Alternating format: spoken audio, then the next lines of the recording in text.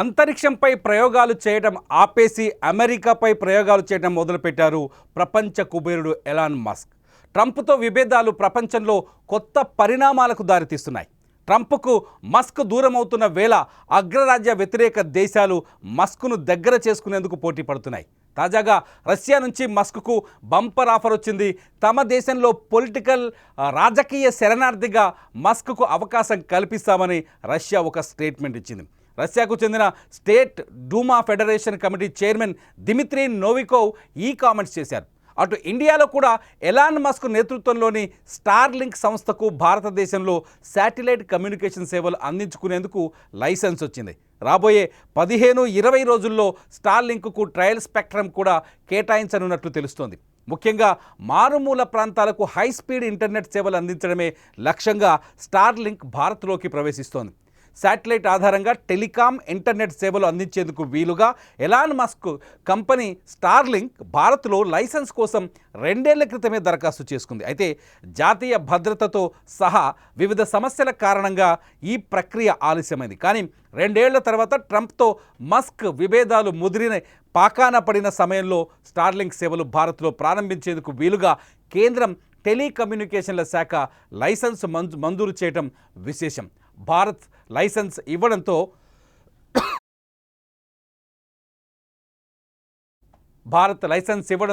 త్వరలోనే స్టార్లింక్ సేవల్ని భారత్లో ప్రారంభించేందుకు మస్క్ సిద్ధమవుతున్నారు.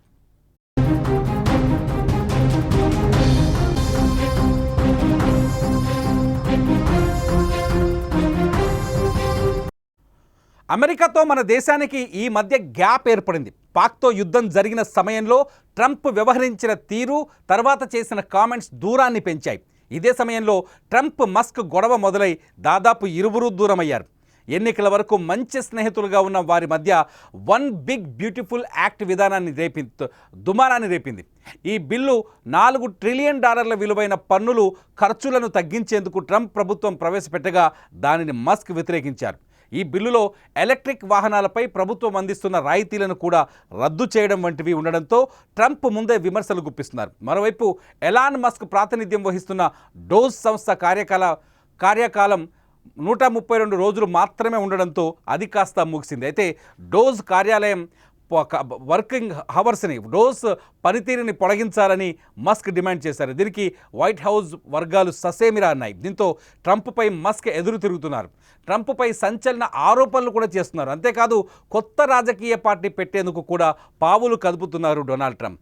రాసలీలల స్కామ్లో కూడా మస్క్ ఉన్నారని, అందుకే ఆ కేసు ముందుకు వెళ్ళటం లేదని బాంబు పేల్చారు. త్వరలో మరిన్ని సంచలన విషయాలు చెబుతానని మస్క్ చెప్పడంతో వైట్ హౌస్లో వణుకు మొదలైంది. అయితే అక్కడ ఎప్పుడు గ్యాప్ వచ్చిందో ఇటు భారత్, రష్యాలు మస్క్ను మచ్చిక చేసుకునే విధంగా చర్యలు ప్రారంభించాయి.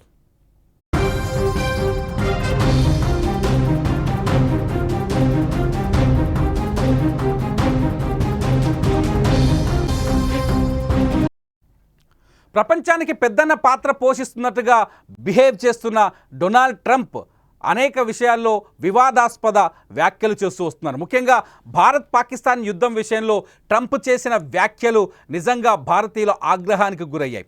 నిజానికి ప్రధాని మోదీ నిజంగా ట్రంప్ చెప్పడం వల్లనే పాక్తో సీజ్ ఫైర్కి అంగీకరించారనే ఒక చర్చ భారతీయుల్లో తీవ్ర ఆక్రోశాన్ని, ఉద్వేగాన్ని పెంచింది.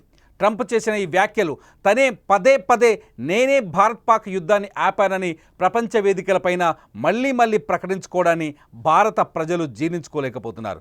అంతేకాదు ట్రంప్ భారత్తో దోస్తీ చేస్తూనే పాకిస్తాన్కి సాయం చేసే ప్రయత్నం చేసింది. IMFలో 16% వాటా ఉన్న అమెరికా పాకిస్తాన్కి $2 బిలియన్ ఆర్థిక సహాయాన్ని అందించింది.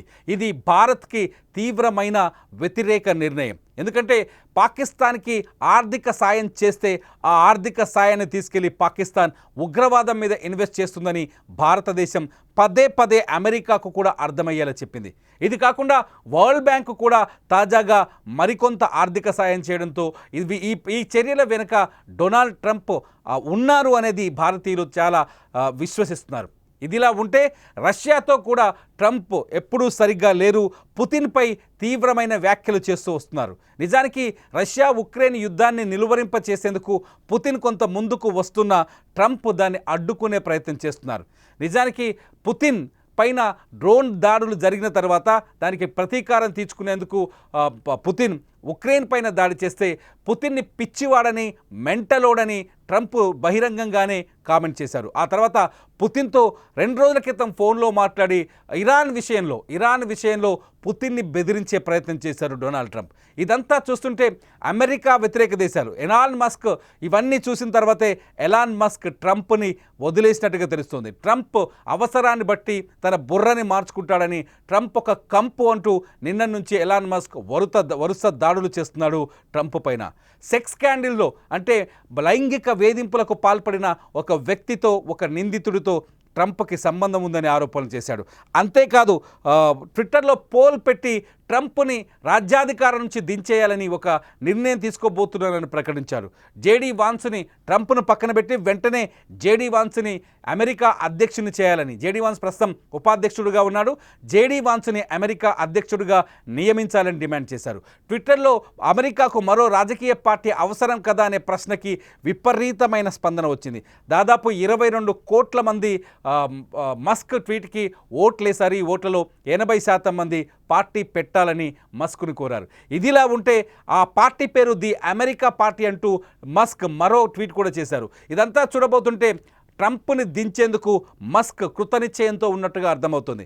నిన్నటిదాకా ఎన్నికల్లో ట్రంప్కు పూర్తిస్థాయి మద్దతు అందించారు ఎలాన్ మస్క్. ఎన్నికల్లో ఆయనే చాలా స్వయంగా ప్రకటించారు, నా వల్లే డొనాల్డ్ ట్రంప్ అమెరికాలో విజయం సాధించారని. అయితే డొనాల్డ్ మస్క్ వ్యాఖ్యలపై తీవ్రంగా రియాక్ట్ అయిన ట్రంప్ ఎవరి సహాయంతో నేను ఎన్నికల్లో గెలవలేదని చెప్పుకొచ్చారు. నిజానికి ప్రపంచం మొత్తం మస్క్ వల్లే ట్రంప్ మళ్ళీ అధికారంలోకి వచ్చారని, రెండోసారి అమెరికా అధ్యక్షుడిగా ఎన్నికయ్యాడని చర్చిస్తోంది. కానీ మస్క్ని తాను ఎక్కడా సహాయం చేయలేదని ట్రంప్ అతన్ని కించపరిచే విధంగా మాట్లాడడం, ఇదంతా చూస్తుంటే డొనాల్డ్ ట్రంప్ క్యారెక్టర్ని పైన అనేక సందేహాలు వ్యక్తం చేస్తున్నారు రాజకీయ విశ్లేషకులు. ఇకపోతే ఇప్పుడు మస్క్ ఏం చేయబోతున్నారు అనేది ఇప్పుడు ఆసక్తికరంగా మారింది. ఎప్పుడైతే ఎలాన్ మస్క్కి డొనాల్డ్ ట్రంప్కి మధ్య విభేదాలు వచ్చాయో అప్పటి నుంచి ట్రంప్ వ్యతిరేక దేశాలన్నీ మస్క్కు అనుకూలమైన నిర్ణయాలు తీసుకుంటున్నాయి. ముఖ్యంగా భారతదేశం స్పేస్ ఎక్స్కి లైసెన్స్ ఇవ్వడం వెనుక కూడా ఇటువంటి కారణమే ఉండొచ్చు అనే చర్చ కూడా రాజకీయ వర్గాల్లో జరుగుతోంది. ఇటు రష్యా కూడా మస్క్కు కావలసిన సహాయాన్ని అందిస్తామని, అవసరమైతే తమ దేశంలో రాజకీయ శరణార్థిగా ఉండొచ్చని రష్యా కూడా మస్క్ని ఆహ్వానించడంతో ఇదంతా ఒక ఊహించని పరిణామంగా మారుతుంది. మొత్తానికి